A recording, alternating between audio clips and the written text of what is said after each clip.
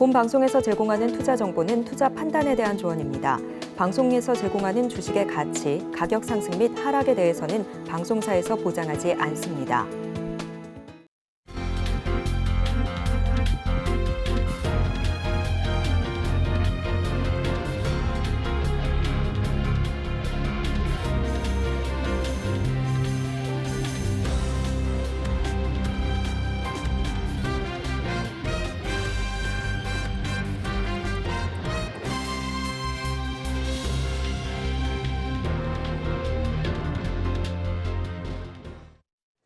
시청자 여러분 안녕하세요. 오늘을 돌아보고 내일을 준비하는 오늘장 내일장 일부 진행의 백선혜입니다. 금리와 관련한 이벤트가 많이 포진되어 있는 이번 주입니다. 수요일에는 연준에서 금리를 결정할 예정이고요. 그 다음 날에는 영국이, 또 금요일에는 일본에서 금리가 결정될 예정입니다. 이런 상황에서 일단은 미국 상황을 살펴보면 점도표가 공개될 예정인데 앞으로 연준의 금리 정책 향방에 대해서 알 수 있는 자료입니다. 어떻게 나올지를 저희 방송과 함께 꼼꼼하게 체크를 해보시면 좋겠고요. 이런 상황 속에서 유가는 또 최고치를 경신했습니다. 3고 현상에 직면해 있는 우리 증시는 장 초반 살짝 빨간불을 켜더니 모두 하락으로 전환됐습니다. 지금 장중의 낙폭을 조금 더 키워가고 있는 양상이 펼쳐지고 있고요. 외국인과 기관은 양대 시장에서 동반 매도세를 보이고 있습니다. 본 방송에서 제공해드리는 정보는 투자 판단에 대한 조언일 뿐 해당 주식의 가치와 수익률을 보장하지는 않습니다. 아울러 서울경제TV와 서울경제신문은 당사의 브랜드입니다. 최근 당사를 사칭하는 피해 사례가 늘어나는 만큼 각별히 주의해 주시기 바랍니다. 또 저희 방송 유튜브를 통해서도 보실 수 있습니다. 유튜브 검색창에 서울경제TV라고 검색하시면 저희 방송과 함께 하실 수 있으니까요. 실시간으로 채팅도 많이 참여해 주시기 바랍니다. 9월 19일 화요일입니다. 오늘장 내일장 1부는 이 시각 보도본부로 시작하겠습니다. 앞서서 살펴보셨던 헤드라인 중에서 세 가지를 골라서 심층적으로 다뤄보겠습니다. 오늘은 보도국의 이지영 기자와 함께합니다. 어서 오세요. 안녕하세요. 네, 첫 소식부터 알아보겠습니다. 오늘 한국경제인협회가 제7차 K-ESG 얼라이언스 회의를 개최했습니다. ESG 공시 의무화와 관련된 내용이 언급됐다고 하는데 어떤 이야기가 오고 갔을까요? 네, ESG 공시 의무화에 앞서서 충분한 시간이 주어져야 한다는 이야기가 나왔습니다. K-ESG 얼라이언스 의장인 김윤 삼양홀딩스 회장은 ESG 공시 의무화가 추진된다면은 이제 기업들의 생산부터 판매까지 전 과정에 영향을 받을 수 있다며 공시 기준 마련에 있어서 기업의 현장과 목소리를 충분히 들을 필요가 있다고 말했습니다. 현재 진행 상황을 보면요. 국제지속가능성기준위원회가 지난 6월에 지속가능성 및 기후 공시의 글로벌 표준 제정안을 발표한 데 이어서 유럽연합 집행위원회는 7월에 독자적인 공시 기준인 지속가능성 공시기준 최종안을 통과시켰습니다. 미국 증권거래위원회가 기후 공식 규칙 최종안을 연내에 발표할 예정이고요. 우리는 금융위원회가 오는 2025년부터 ESG 공시를 단계적으로 의무화하겠다는 방침에 따라서 관련 로드맵을 이제 만들고 있습니다. 이날 회의에 참석한 이한상 한국회계기준원장은 ESG 공시 의무가 유럽과 미국으로 확대됨에 따라서 이제 한국 기업들도 준비를 시작해야 한다고 조언했습니다. 그러면서 지속가능성 공시는 기업이 납득할 만한 기준과 시간적 여유를 두고 이제 정보를 제공할 수 있도록 해야 한다며 투자자들에게도 실질적으로 도움이 되는 정보를 제공할 수 있도록 관련 기준과 제도를 재정비해야 한다고 말했습니다. 또 회의에서는 공시 의무화 시행에 앞서서 공시 기준에 대한 컨센서스 도출이 또 선행돼야 한다는 의견도 나왔습니다. 해외 사업장이 많은 기업은 현실적으로 2025년부터 ESG 공시가 어려울 뿐 아니라 또 어떤 기준으로 정보를 수집해서 공시해야 할지 일선에서는 혼란이 예상되기 때문입니다. 환경협은 ESG 공시 데이터의 신뢰도를 높이고 현장 혼란을 줄이기 위해서는 충분한 준비 시간이 필요하다고 조언했습니다. 다음 소식입니다. 금융위원회가 이달 말 예금자 보호 제도를 손보기 위해서 민관 합동 태스크포스 관련 최종 회의를 열게 됩니다. 예금자 보호 한도와 관련해서 어떤 관측이 나오고 있을까요? 네, 2001년부터 23년째 1인당 5천만 원에 묶인 국내 예금자 보호 한도가 이번에도 그대로 유지될 가능성에 무게가 실리고 있습니다. 최근 이금융권의 건전성 불안 등이 나오는 상황에서 예금자 보호 한도를 높일 경우에는 급격한 자금 쏠림이나 도덕적 해이 등 부작용이 나타날 것을 우려한 것으로 보입니다. 금융위원회는 이달 말 예금자 보호제도 손주를 위해 운영해온 TF 관련 최종 회의를 엽니다.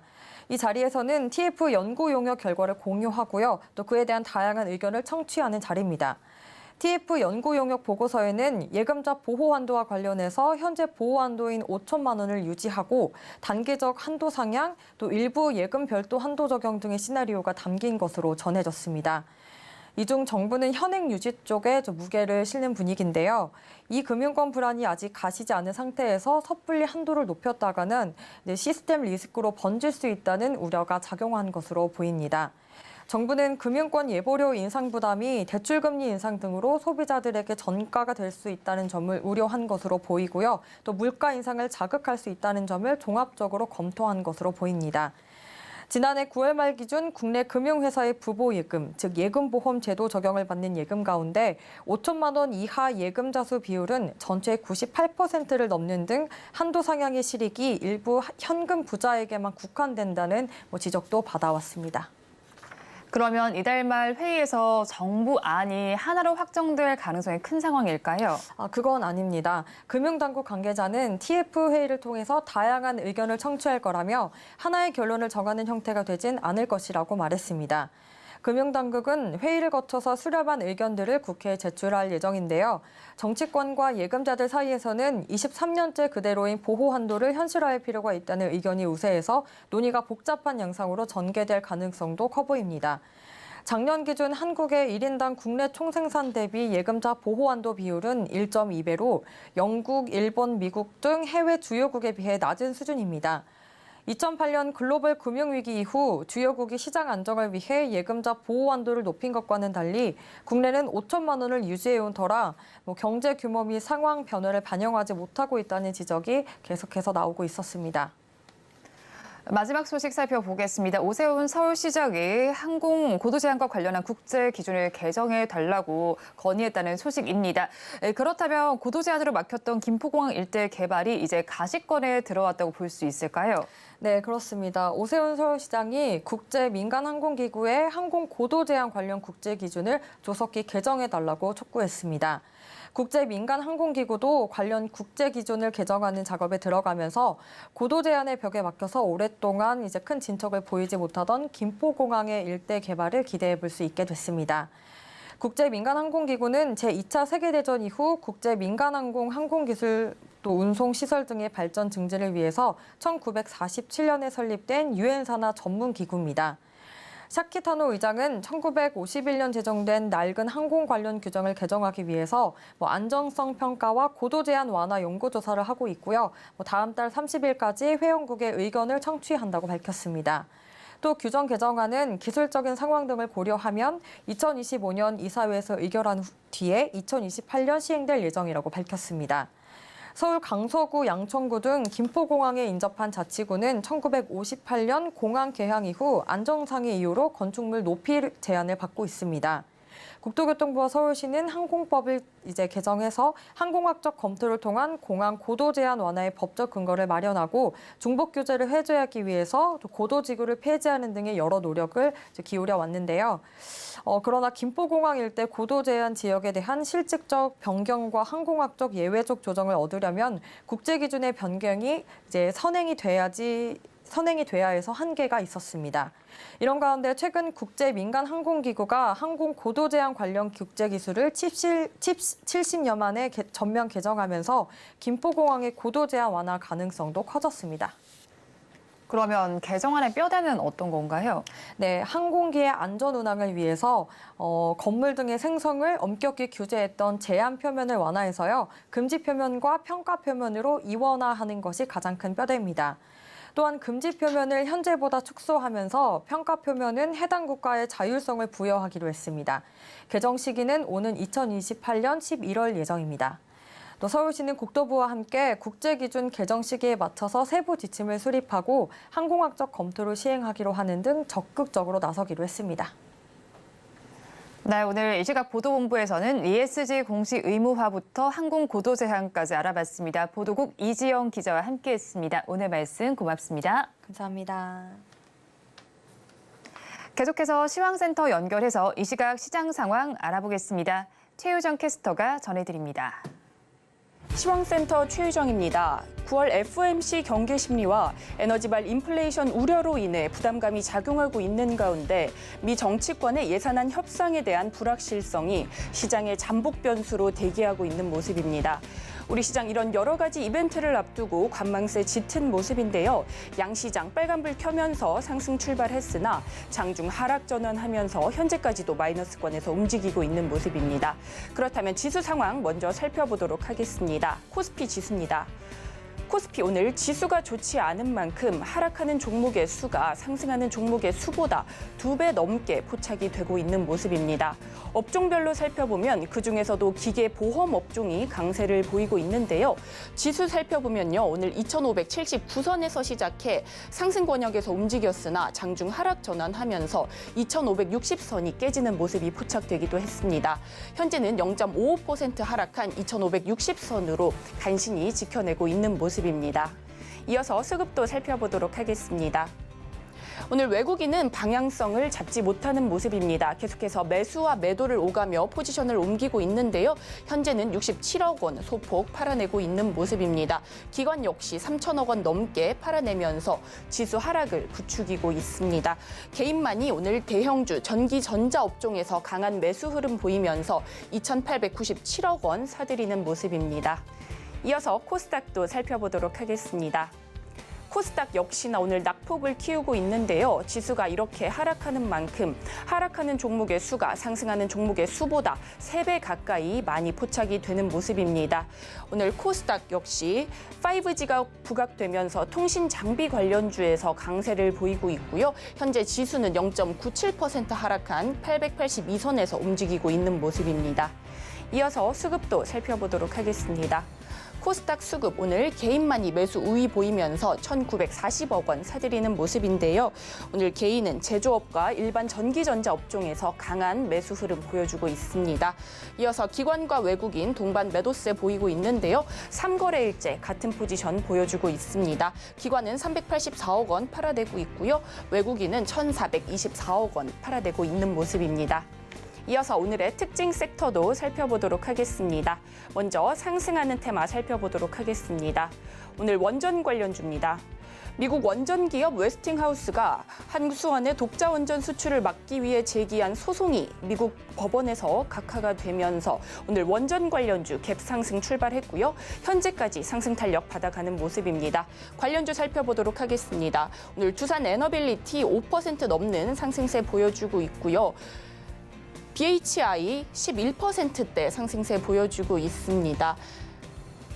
네, 우리기술도 26% 가까이 상승세 보여줬는데요. 현재는 20%대 상승세 보여주고 있는 모습입니다. 이어서 하락하는 테마도 살펴보도록 하겠습니다. 로봇 관련주입니다.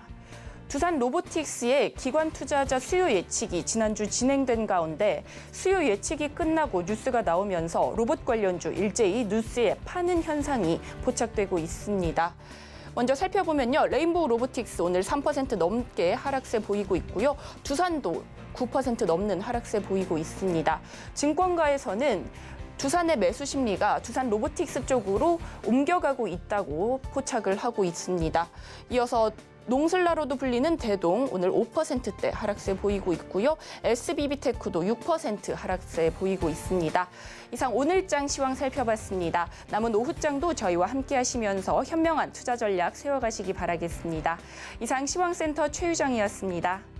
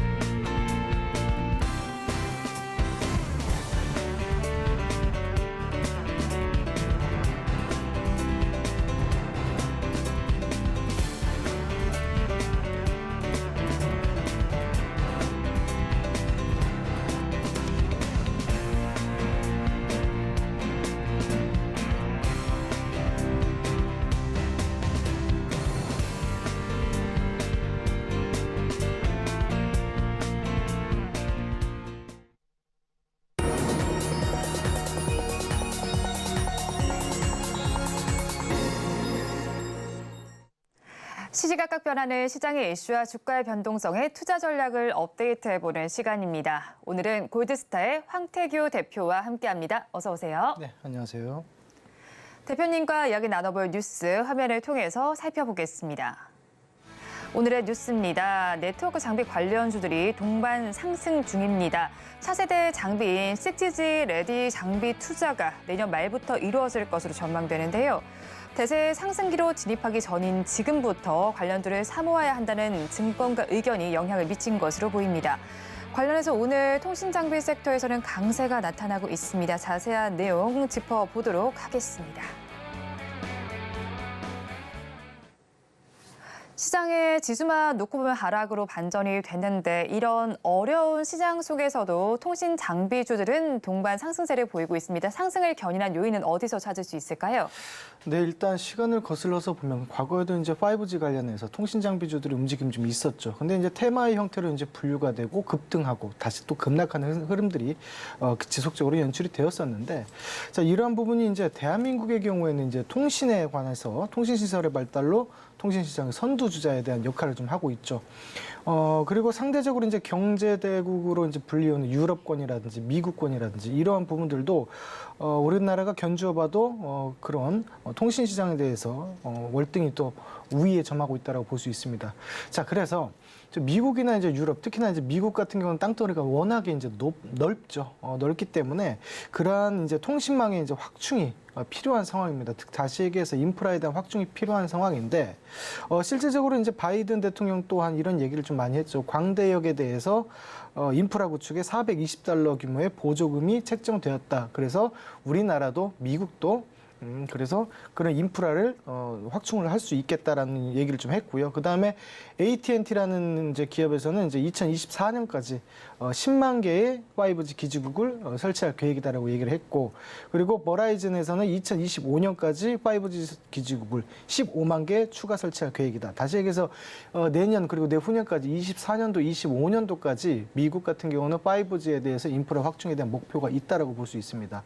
자, 그렇게 봤을 때 최근에 이제 국내 같은 경우는 이제 그 5G가 이제 성능면이 기존의 LTE에 비해서 그리 높지 않다, 좋지 않다, 비슷한 수준에서 성능이 별로 좋지 않기 때문에 이제 문매를 맞았던 이제 기억이 있는데, 실질적으로 그 배경에는 5G 기술력은 갖춰졌지만 통신 장비에 대한 그러한 부분들이 적정하게 이제 원활하게 공급이 교체가 이루어지지 않았기 때문이라고 이제 볼 수 있는데, 우리나라에서는 이제 보시면 2024년 내년 말부터 차세대 5G 장비에 대해서 6D 레디 장비가 투자가 이루어진다라고 합니다. 무슨 얘기냐?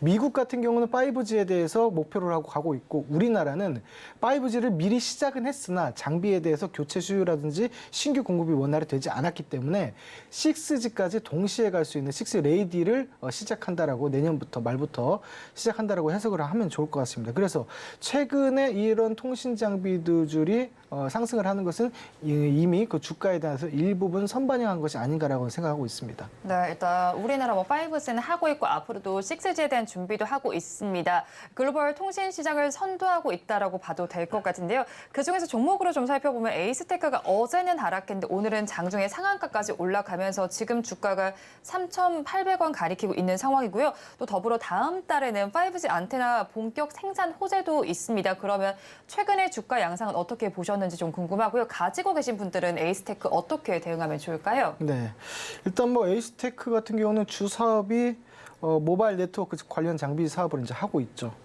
그리고 2008년도부터 신규 사업 쪽으로 좀 확대를 하고 있는데, 신규 사업 역시도 약간 비슷합니다. 레이더라든지 유도모기 체제, 지휘통신 체계, 위성통신, 데이터 링크 등의 방산용 안테나 부분이 신규로 사업을 하고 있는데, 이러한 부분들이 실질적으로 이제 매출이 일어나고 있습니다. 현재 시점에서. 그렇기 때문에 신규 매출 사업도 이제 도와주는 상황에서 주 사업에 대해서 네트워크 사업까지도 이런 주가 상승에 대해서 부채질을 할 수 있다라는 부분이죠. 그래서 최근에 이제 상승세가 이루어지고 있는데, 그저께 같은 경우는 이제 급등 이후에 개파하겠다가 오늘 시가에서부터 갭을 살짝 띄운 다음에 상한가로 현재 직행해 있는 모습이다라고 볼 수 있습니다. 차트를 잠깐 보여드리면은 사실은 에이스테크 같은 경우는 이제 큰 맥에서도 그렇고 과거 2020년도에 큰 폭의 상승이 있었습니다. 그 이후에 지속적으로 내려오고 나서 바닥 시그널 나오는 거래량이 들어왔는데, 실질적으로는 이 기간 동안에 올해 초부터 현재 시점 9월까지 해서 매집이라든지 이런 부분은 없었습니다. 다만 이슈에 의해서 올리는 그런 이제 공격 파동에 대한 공격 매집은 좀 있었다라고 보입니다. 그렇다면 단기적으로도 이제 추가적인 상승은 기대할 수 있겠지만 그 추가적인 상승 이후에 조정은 반드시 좀 들어올 거라고 봅니다. 오늘 상한가를 갔기 때문에 뭐 정확히 안착이 좀 됐다가 풀렸다가 하는 와중인데 상한가로 안착이 된다면 저는 이제 제가 봤을 때 5,000원 부근까지는 한번 갈 수 있지 않을까. 안착이 된다면 네. 5,000원 부근까지 갈 수 있지 않을까라고 생각을 하고 그 이후에는 조정의 폭이 좀 깊어지지 않을까라고 봅니다. 그렇다면 이제 단기적인 흐름에서는 매도를 한번 하시고 네. 재접근을 하는 방식을 보셨으면 좋겠는데 물론 이 5G, 6G 쪽으로는 통신 장비 같은 경우는 전체적으로 분위기 자체가 계속적으로 우하향을 하고 있었습니다. 거기에서 이제서 이제 기지개를 켜고 일어나는 모습이기 때문에 중장기적인 측면에서도 추후에 다시 한번 설명을 드리겠지만 계속적으로 저점 매수해서 공략이 좀 가능하다라고 볼 수 있겠습니다. 네, 일단은 에이스테크 같은 경우 오른 부분에서는 어느 정도 수익 실현 해보시고 다시 가격이 내려가게 된다면 재접근을 해보면 좋겠다라는 의견을 주셨습니다. 그런데 뭐 증권가에서도 통신 장비와 관련해서 장밋빛 미래를 예측을 하고 있습니다. 지금 6G 레디 조기 투자 가능성이 높다는 분석이 나오고 있는데요. 그렇다면 이 시점에서 저희는 어떤 기술력을 가진 기업에 주목해야 할까요? 일단 조금 맥을 좀 살펴보셨으면 좋겠는데 네. 그동안에 이제 5G 어드밴스드에 대해서 이제 계속적으로 트라이를 했단 말이죠. 이런 부분들이 현재는 뭐 2025년도에 이제 상용화될 가능성이 굉장히 높고 그다음에 6G는 2028년에 조기 상용화가 예정이 되어 있다. 네. 그렇다는 것은 올해를 건너서 올해는 이제 통신 장비주들이 올라갈 수 있는 모멘텀에 대한 부여 정도로만 우리가 해석을 할 수 있겠고 실질적으로는 내년부터는 활성화되는 모습들 그리고 매출이 실질적으로 잡히는 모습들이 충분히 연출되지 않을까라고 봅니다. 자 그렇다면 이제 제가 조금 전에 말씀드린 부분에서 왜 우리나라 같은 경우는 5G를 중도에 하다가 다시 6G로 목표치를 바꿨을까 이걸 좀 말씀드리고 싶은데 네. 원인은 두 가지를 좀 말씀드릴 수 있겠어요. 첫 번째는 5G에 대해서 실질적으로 실패를 했다. 기술력은 있으나 보급화에는 실패를 했다라는 게 원인의 첫 번째고 두 번째 같은 경우는 이제 그러한 트래픽을 이제 감안을 했을 때 최근에 뭐 영상이라든지 그다음에 스트리밍이라든지 이런 서비스들이 굉장히 화질이 좋게 나오기 때문에 트래픽이 당연히 증가할 수밖에 없겠죠. 그러한 부분들 때문에 주파수 기반의 5G NSA가 이제 버틸 수 없었다라는 겁니다. 그렇다면 지금 와서 5G를 목표 잡고 가야 되냐? 네. 아니죠.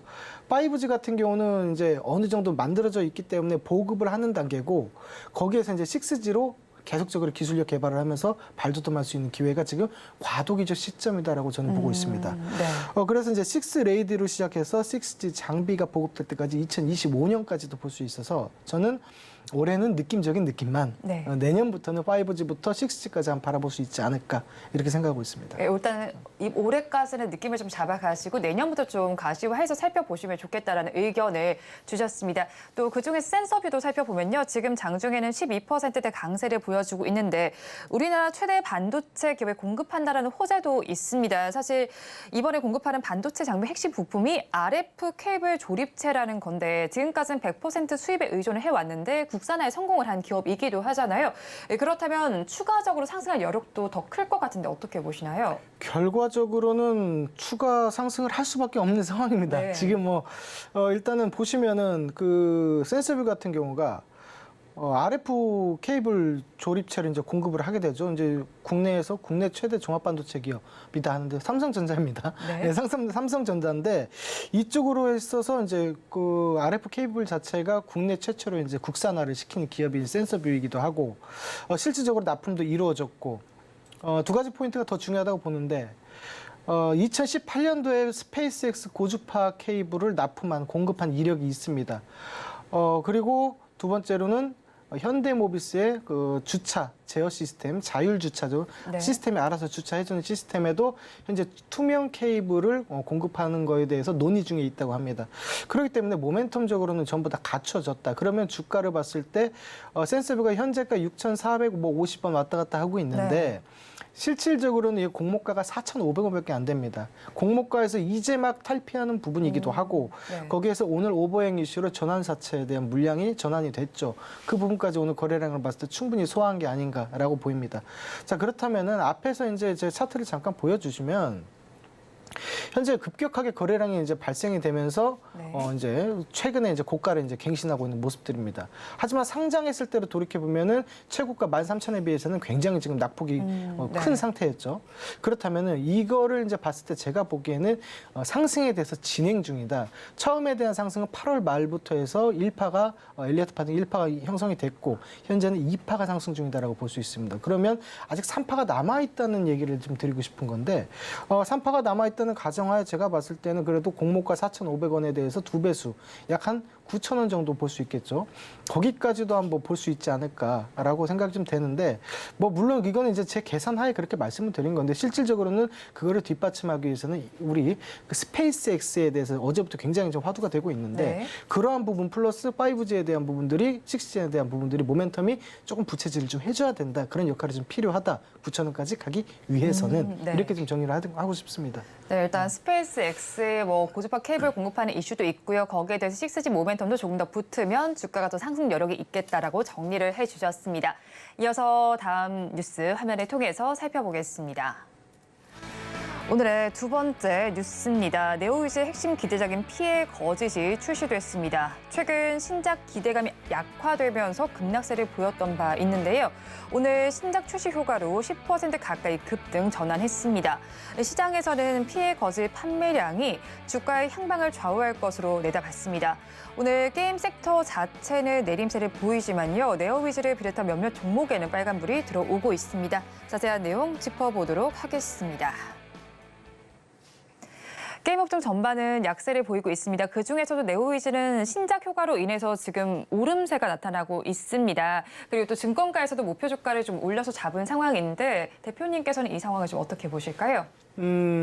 게임주 전반적으로 굉장히 안 좋았죠. 그동안 네. 굉장히 안 좋았고 그러한 이유도 같은 경우도 신작 발매에 대해서 그런 부분들이 이제 밀리는 부분 그리고 중국 판호에 대해서 개방이 뭐 된다 안 된다라는 노이즈가 계속적으로 있었기 때문에 굉장히 안 좋았는데 일단 가장 먼저 느낌을 준 것은 이제 펄어비스였고 네. 그리고 이제 두 번째로는 이제 데브 시스터즈가 움직임이 좀 나왔죠. 최근에 나오고 그다음에 이제 이슈를 측면으로 있어서 네오위즈가 좀 움직이고 있다라고 이제 보는데 네오위즈 같은 경우는 글쎄 저는 게임을 하는데 네. 뭐 소울라이크 게임을 좋아하지 않아서 해보지는 않았어요. 하지만 영상은 이제 봤는데요. 그 영상을 보니까 이제 제가 보기에는 그런 타격감이라든지 그런 그래픽이라든지 이런 부분들이 굉장히 좀 한 걸음 나아가서 발전되어 있는 네. 모습이었다라고 봅니다. 다만 이제 감점에 대한 요소는 뭐냐면 조금 전에 말씀드렸다시피 국내 시장에서는 RPG적인 요소, 롤플레잉 게임에 대한 요소를 가진 게임들이 두각을 나타내고는 있습니다. 하지만 이런 그 피해 거짓 같은 경우는 소울라이크 게임이죠. 이제 보스전을 하면서 이제 보스를 잡고 그리고 이제 아이템을 맞춰가지고 계속적으로 죽고 다시 하고 이런 식으로 트라이를 계속 하는 모습들인데 그렇게 될 때는 이제 고정팬이라고 표현을 하죠. 그런 고정팬들이 좀 많이 필요합니다. 근데 사실 우리나라에서는 그런 이제 골수팬, 고정팬들이 별로 없어요. 근데 하지만 눈을 약간 돌려서 글로벌 시장으로 본다면 소울라이크류 게임에 대해서 고정팬들이 좀 많은 게 사실입니다.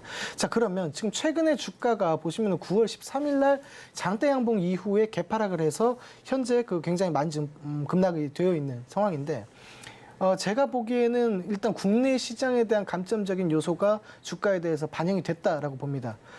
그리고 이제 이게 이제 출시일을 앞두고 판매량에 대해서 매출로 잡히는 부분들이 봤을 때 두 가지로 나눴을 때 뭐가 있냐면 호응이 좋아서 판매량이 예상보다 좋을 수도 있고요. 네. 호응이 좋지 않아서 예상보다 판매량이 좋지 않을 수도 있습니다. 하지만 긍정적인 측면은 뭡니까?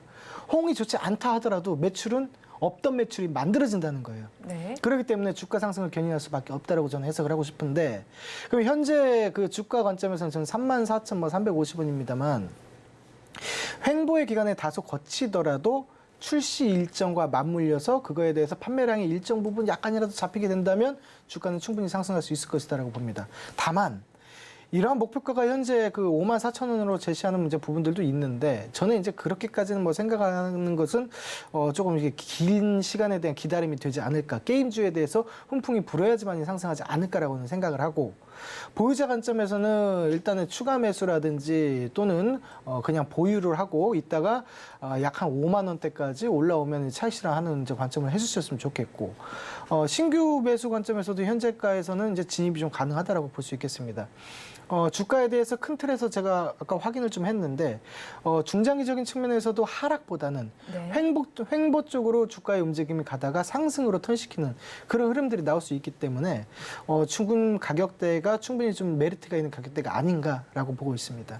네, 일단은 좀 전반적으로 정리를 해주셨는데 그렇다면 게임주 전반의 방향성에 대해서 좀 궁금합니다. 네오위즈는 지금 오르고 있지만 사실 게임 섹터가 그다지 뭐 오름세를 보이지는 못했었던 상황이잖아요, 대표님. 이 부분에 대해서는 저희가 어떻게 체크해 나가면 좋을까요? 게임 시장에 대해서 그 신작 발표가 올해 하반기부터 사실상 좀 몰려 있습니다. 네. 뭐 과거에서부터 뭐 펄어비스 같은 경우도 계속해서 신작이 좀 밀리고 있고 그럼에도 불구하고 주가는 바닥권에서 다시 한번 기대감으로 반등을 했다가 다시 내려앉고 이런 모습들이 반복이 되고 있는데 제가 보기에는 이거는 이제 우리한테 아직 다가오지 않은 시간이죠. 올해 4분기 이제 연말부터 해가지고 내년부터 게임주가 일부 상승하는 모습들이 좀 두각을 나타낸다. 네. 한 종목, 두 종목이 아니고 섹터 전반적인 흐름들이 좀 나올 수도 있다라고 봅니다. 올해 하반기부터 내년 1분기까지 신작에 대한 발표가 좀 있는 것들이 좀 상당히 좀 많이 좀 밀집되어 있고, 더군다나 어제였나요? 그 위메이드 같은 경우는 모 대기업, 뭐 현대 쪽으로 네. 해가지고 좀 이렇게 같이 공동으로 개발하고 뭐 준비하고 있는 것들이 있나 봐요. 그렇다면은 최근에 제가 주가를 봤을 때 포착되는 것을 크게 얘기해서 이제 5가지를 저는 보고 있습니다. NC소프트는 안 보고 있고요. 네.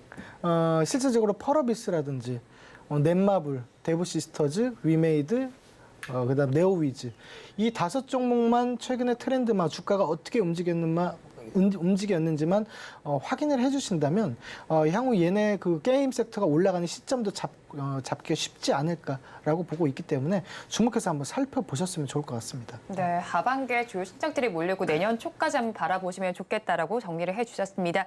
지금까지 골드스타의 황태규 대표와 함께했습니다. 탑픽 종목은 이어지는 화면을 통해서 확인해 보시기 바랍니다. 오늘 말씀도 고맙습니다.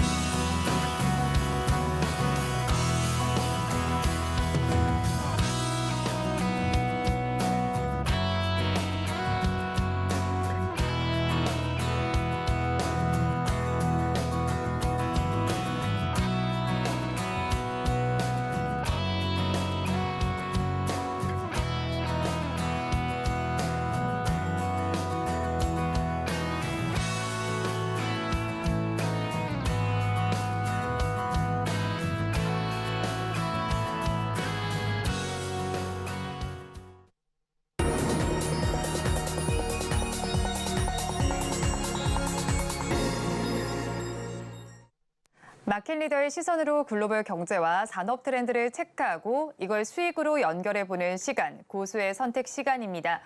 오늘은 미중산업경제연구소의 조용찬 소장과 함께합니다. 어서 오세요. 예, 안녕하십니까.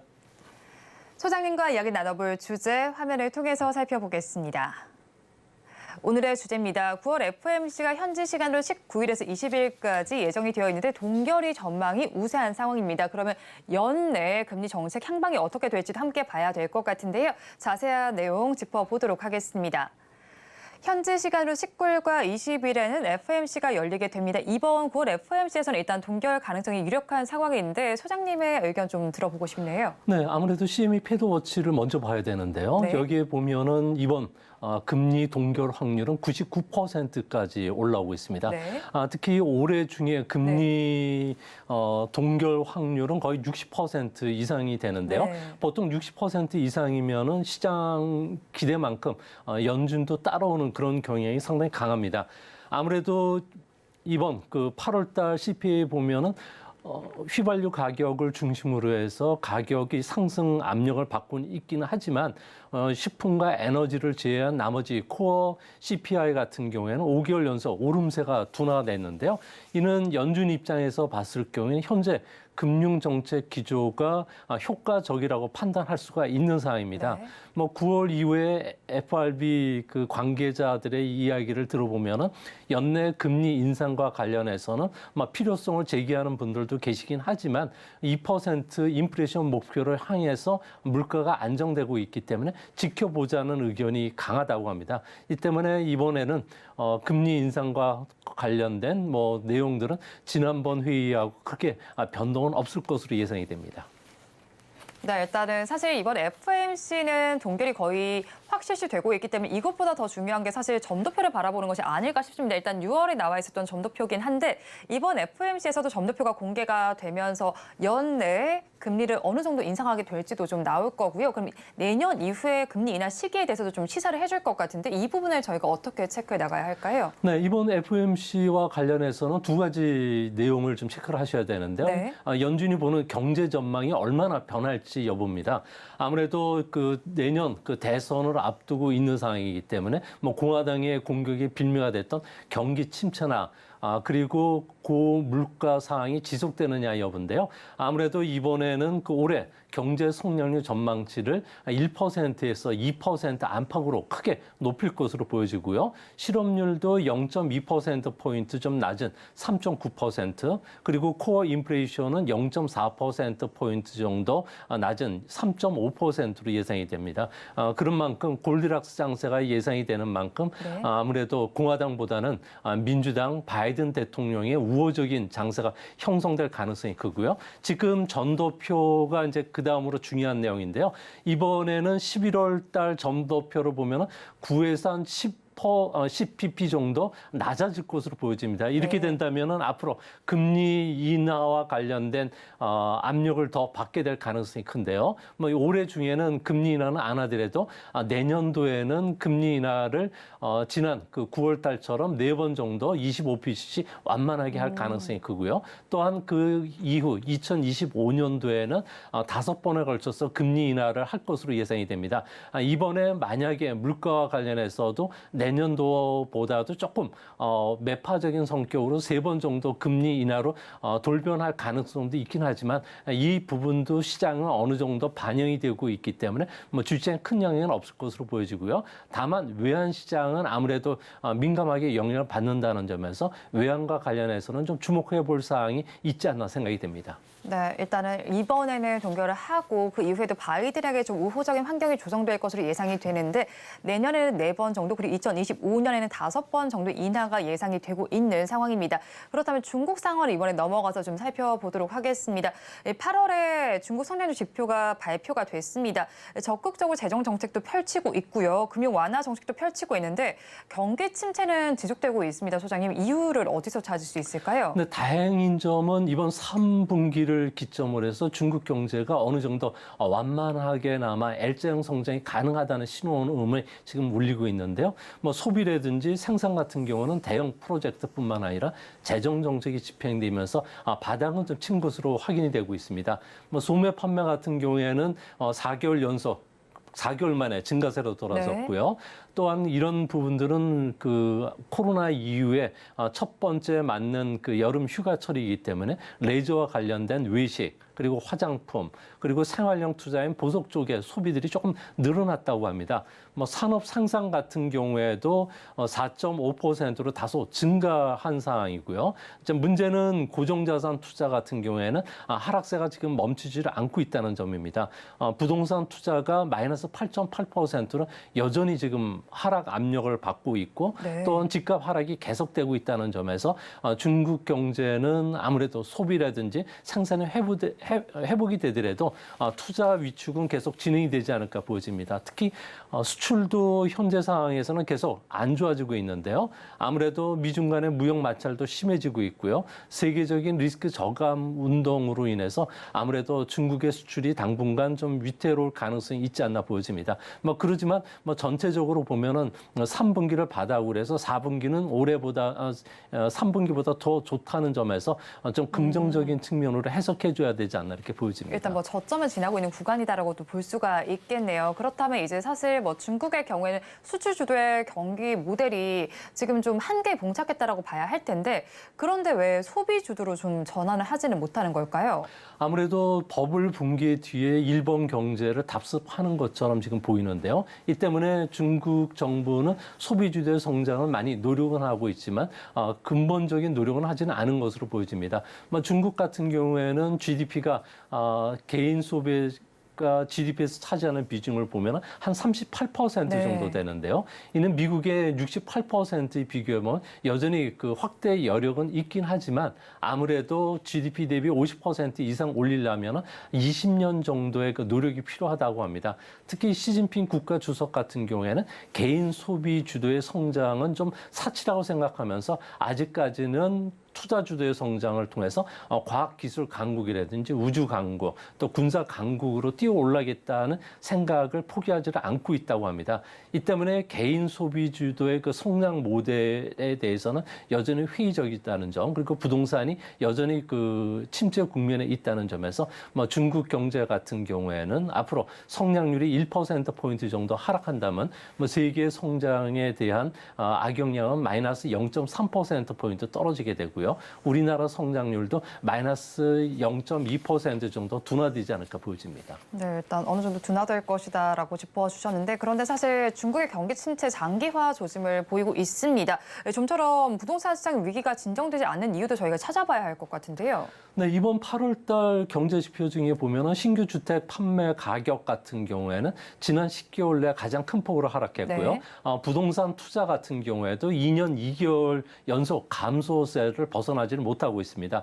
아무래도 시진핑 국가 주석 같은 경우에는 집값 하락의 근본적인 원인은 이미 집값이 너무 고평가되어 있는 상태이기 때문에 현재는 정상화 과정으로 보면서 적극적인 시장 개입을 하지를 않고 있는 상황이고요. 또 이 때문에 중국은 철강 생산의 50%를 부동산이 차지하는데 부동산 시장 같은 경우에는 경기 침체가 계속이 진행되고 있다는 측면에서도 계속 조강 생산량을 감소할 수밖에 없고 네. 또한 내구재의 대표적인 자동차 산업 같은 경우에도 공장 가동률이 54%밖에 올라오지 않는 이유가 되는 것으로 보여집니다. 이제 앞으로 더 문제화되는 것은 중국 정부가 8월 달 토지와 관련된 매각 수입이 무려 20개월 만에 최저 수준까지 떨어졌는데요. 이 때문에 지방정부 재정 수입이 한 45% 정도 줄었다고 합니다. 네. 이로 인해서 지방정부들 같은 경우에는 경찰이라든지 법원을 통해서 과징금 단속, 벌칙급 단속을 상당히 강화하고 있는데요. 이 때문에 중국 사회 안에서 시진핑에 대한 원망이 계속 높아지고 또 이 때문에 그 기업들 같은 경우에는 투자에도 좀 소극적이고 개인들도 소비에는 소극적인 모습으로 좀 비치지 않을까 이렇게 보여집니다. 네, 아무래도 이제 경기가 계속 침체가 되는 만큼 시진핑에 대한 원망도 지속될 것으로 보이곤 있습니다.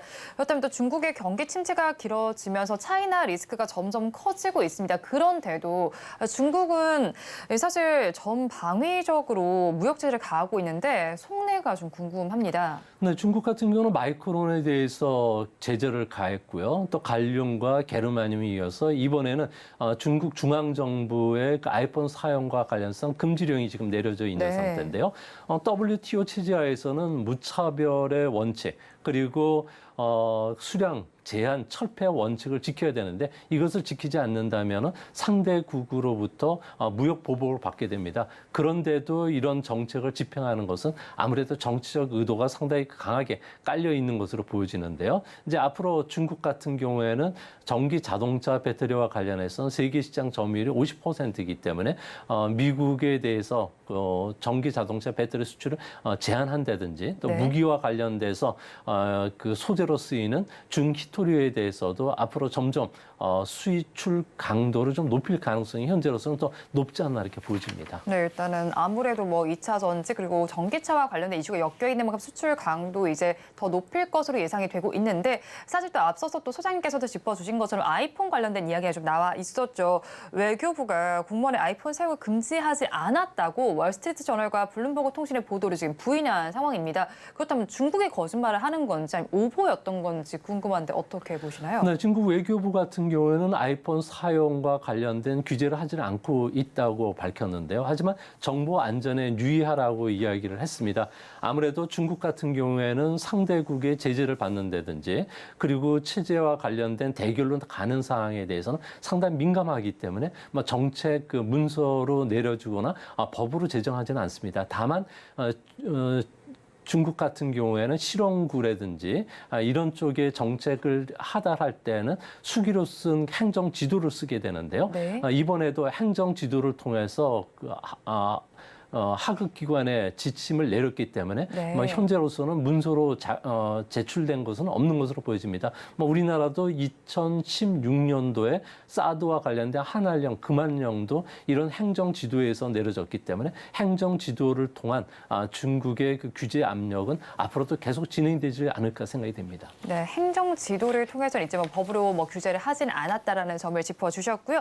또 테슬라에 대해서도 좀 살펴보도록 하겠습니다. 안보 문제 외에도 이유 없이 좀 공격을 가하고 있습니다. 중국 내에서 여론을 악화시키면서 브랜드 가치를 떨어뜨리거나 또 불매 운동을 유발시키고 있는데, 근데 사실 이렇게 되면 미국과의 관계도 악화가 되는 거잖아요. 그렇다면 계속 이런 기조를 이어갈 수가 있을까요? 네, 중국 같은 경우는 외자 기업을 유치하는 것은 기술뿐만 아니라 품질 관리 노하우를 배우기 위해서인데요. 이 때문에 어느 정도 배운 다음에는 테슬라든지 애플 같은 경우에도 계속적인 압력을 좀 가하고 있습니다. 특히 테슬라와 관련해서는 최근 들어서 압력이 강해지는 것은 완전 자율주행 자동차라든지 그리고 전기 자동차와 관련해서 그 테슬라 차량에는 8대의 카메라가 설치가 돼 있고요. 네. 12개와 관련된 초음파 센서뿐만 아니라 자율주행과 관련된 레이더가 설치가 돼 있습니다. 이를 통해서 360도 사방에 영상 정보를 습도뿐만 아니라 차가 언제 어디서 누가 탔는지까지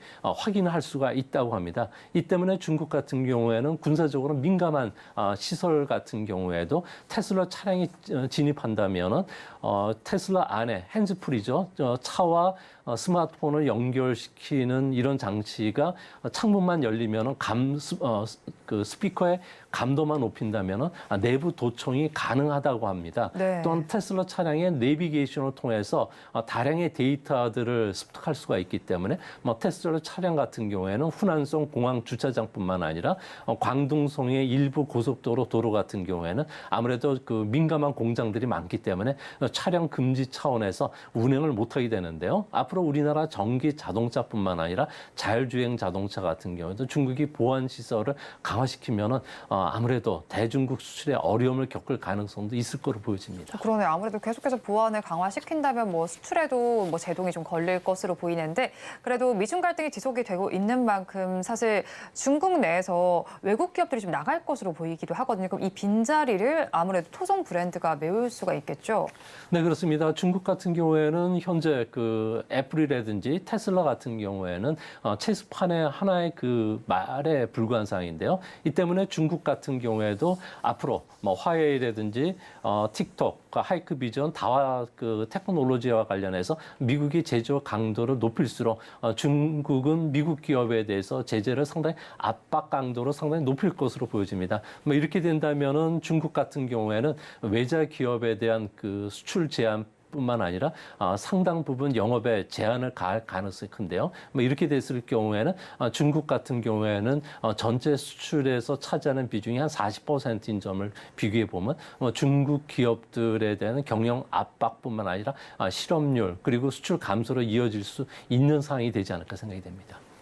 네, 그렇죠. 다른 브랜드를 채워갈 수 있는 만큼 실업률 감소에도 영향을 미칠 수 있다라고 짚어주셨습니다. 지금까지 미중산업경제연구소의 조용찬 소장과 함께했습니다. 오늘 말씀도 고맙습니다. 오늘장 내일장 일부에서 전해드린 내용 정리해서 보여드리겠습니다. 화면으로 확인해 보시죠. 오늘장 내일장 일부의 핵심입니다. 오늘 게임주와 관련한 내용들을 좀 살펴봤습니다. 최근 들어서 흐름이 그다지 좋지는 못한데 그래도 네오위즈의 경우에는 보유자가 추가로 매수하거나 또 신규 접근이 유효하다라고 분석을 전해주셨습니다. 또 탑픽 종목으로는 자람 테크놀로지를 제시를 해주셨는데요. 주가 상승 도약 국면에 있으니까 이 부분을 꼼꼼하게 체크를 해보시면 좋겠습니다. 또 현재 시간으로 오늘과 내일 FOMC가 예정이 되어 있습니다. 이번에는 동결이 될 것으로 보이는데 그런 만큼 점도표에 조금 더 주목을 해보셔야 될 것 같습니다. 그래도 증시 영향에는 제한적일 것으로 전망이 되니까 이 점까지 체크를 해보시기 바랍니다. 본 방송에서 제공해드리는 정보는 투자 판단에 대한 조언일 뿐 해당 주식의 가치와 수익률을 보장하지는 않습니다. 아울러 서울경제TV와 서울경제신문은 당사의 브랜드입니다. 최근 당사를 사칭하는 피해 사례가 늘어나는 만큼 각별히 주의해 주시기 바랍니다. 오늘장 내일장 1부에서 준비한 순서는 여기까지입니다. 저희는 잠시 후 2부로 돌아오겠습니다.